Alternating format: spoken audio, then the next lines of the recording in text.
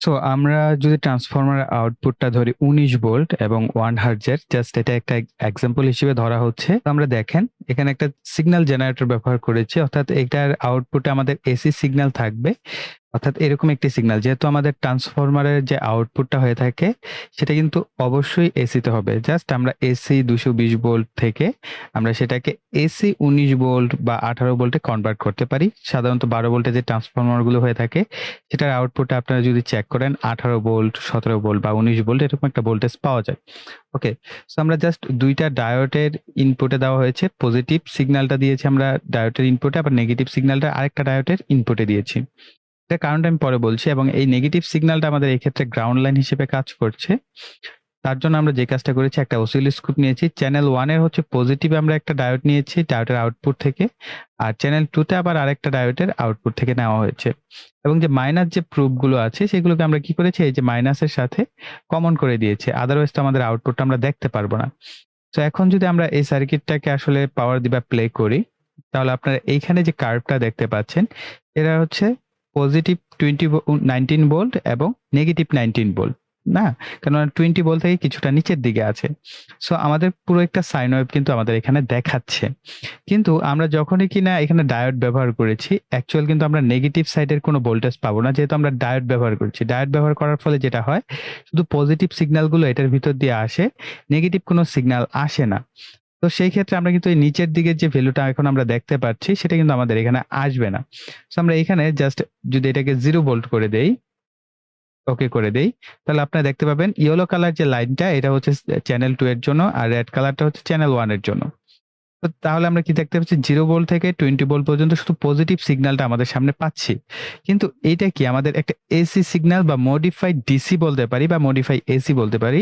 কিন্তু আমাদের এখানে কোনো ডিসি সিগন্যাল কিন্তু আমরা পাচ্ছি না। ডায়োডের পরেও পিওর যে ডিসি সিগন্যাল দরকার সেটা কিন্তু আমরা এখনো পাচ্ছি না। কিন্তু ডায়োডকে বলা হচ্ছে কি এসি থেকে ডিসি তে কনভার্ট করা হয়। অ্যাকচুয়াল কিন্তু সেটা মডিফাইড ডিসি বা মডিফাই এসি তে কনভার্ট করে। সো দেন আমরা এখন একটা কাজ করব, সেটা হচ্ছে আমরা এই দুইটা ডায়োডের জন্য জাস্ট আমরা উপরেরটা, আমাদের নিচেরটা তো দরকার নেই, এটা হচ্ছে গ্রাউন্ড লাইন, যেহেতু আমরা এখানে ডায়োড ব্যবহার করলেও চলবে, না করলেও চলবে।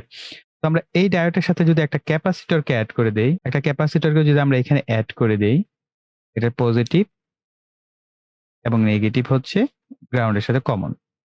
ওকে, সো আমরা 1000 মাইক্রোফ্যারাড এবং 35 ভোল্টের একটা ক্যাপাসিটর নিয়েছি, জাস্ট ওকে করে দিচ্ছি। এখন যদি আমরা এটাকে প্লে করি, তাহলে দেখতে পাবো আমাদের যে রেড কালার যে লাইনটা আছে সেটার কি পরিবর্তন হয়। সো প্লে করছি। সো দেখেন নিচ থেকে একবারে উপরে উঠে এসেছে।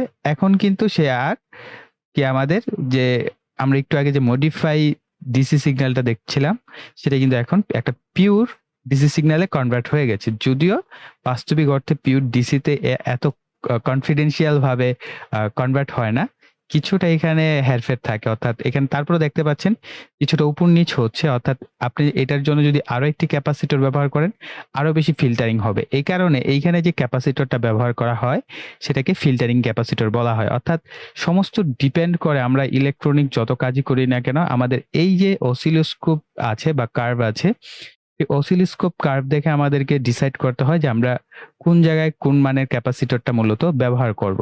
সো আমরা অনেকেই বলে থাকি যে ভাইয়া এই জায়গায় আমি এত মানের ক্যাপাসিটর ব্যবহার করতে পারবো কিনা। আসলে এটা হুট করে কোনো উত্তর দেওয়া যাবে না।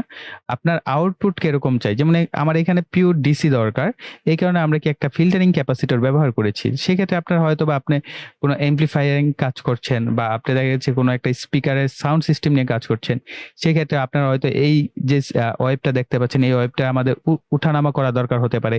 সেক্ষেত্রে আপনি কম মানের ক্যাপাসিটর ব্যবহার করে সেটাকে আবার ভ্যালু চেঞ্জ করে বিভিন্ন রকম ভাবে, কিন্তু এটা আসলে ডিপেন্ড করে আপনি কি কাজের পারপাস ব্যবহার করছেন, সেই কাজ অনুযায়ী আপনার এখানে ভ্যালুটা আসছে। আর আরেকটা ব্যাপার বলে দিই, যেমন এখানে ভোল্টেজ লেভেলটা হচ্ছে আমাদের একটা ক্যালকুলেশন আছে, সেই ক্যালকুলেশনটা আমরা পরবর্তীতে জানবো।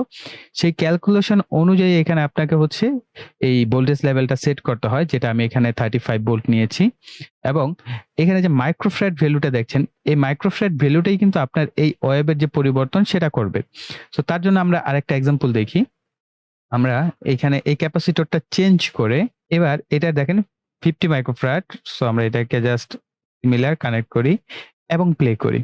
তো এখানে দেখতে পাচ্ছেন কিছুটা কিন্তু বেশি হচ্ছে, তাই না? আগের তুলনায় এখানে যে ওয়েভটা একটু উঠানামা করছে। সো যেহেতু এখানে জুম এর অপশন নাই এই সফটওয়্যারটায়, সো এই কারণে জুম করে দেখাতে পারছি না। এখানে কিছুটা কিন্তু আপনার ওয়েভ উপর নিচে হচ্ছে। ওকে? সো আমরা এটাকে যদি ভ্যালুটাকে বাড়াই, তো আপনারা এখানে দেখতে পাচ্ছেন। আমরা যদি আরো বাড়াই, এখানে জাস্ট ক্লিক করে ১০০ ভোল্ট করে দেই। তো তাহলে দেখেন আমাদের ১০০০ মাইক্রোফ্যারাড অর্থাৎ মাইক্রোফ্যারাড ভ্যালুটা এখানে বাড়লে আমাদের যে পিওর যে সিগন্যালটা সেটা আরেকটু বেশি পিওর হওয়ার ট্রাই করছে। কিন্তু তারপরে এখানে কি কিছুটা উঁচা নিচা ওয়েভ থাকছে। অর্থাৎ এই ক্ষেত্রে আপনার এই মাইক্রোফ্যারাড ভ্যালুটা কমিয়ে বাড়িয়ে আপনাকে অ্যাডজাস্ট করতে হবে যে আসলে আপনি কি চাচ্ছেন। যদি আমরা মাইক্রোফ্যারাড ভ্যালু কমিয়ে দেই তাহলে আমাদের আউটপুটটা কিরকম হয় সেটা একটু দেখব। সো আমাদের এখন কিন্তু দেখেন এটা কাজ করছে না। 15 মাইক্রোফ্যারাডে আমাদের ভ্যালু কাজ করছে না। তাই উল্টো দিকে চলে যাচ্ছে। তো আমরা যখন আরেকটু বাড়াবো আমাদের 31 মাইক্রোফ্যারাড তখন কিন্তু আমাদের ভ্যালুটা কিছুটা কাজ করছে, তাই না? সো এইভাবে হচ্ছে আপনার মাইক্রোফ্যারাড ভ্যালুটা আপনাকে সেটআপ করতে হবে। ধরেন আপনি ১৯ ভোল্টের একটা এসি সিগন্যালকে ডিসি তে কনভার্ট করেছেন। সেক্ষেত্রে 31 মাইক্রোফ্যারাড থেকে আপনি এটাকে ফিল্টার হিসেবে কাজ করাতে পারছেন। কিন্তু অ্যাকচুয়াল যে থিওরি এসেছে সেটা হচ্ছে আপনার ১০০০ মাইক্রোফ্যারাড, ২২০০ মাইক্রোফ্যারাড, ৪৭০০ মাইক্রোফ্যারাড এগুলো দিয়ে হচ্ছে খুব ভালো ফিল্টারিং হয়। তাই এই মাইক্রোফ্যারাড মানে যে ক্যাপাসিটর গুলো আছে সেগুলোকে ফিল্টারিং ক্যাপাসিটর বলা হয়। এই ৩ টা ছাড়াও আরো অনেক মাইক্রোফ্যারাড অর্থাৎ আরো ক্যাপাসিটর আছে যেগুলোকে ফিল্টারিং ক্যাপাসিটর বলা হয়। সো আই থিংক আপনারা এই টপিকসটা ঠিকঠাক মতো খুব ভালো মতোই বুঝতে পেরেছেন।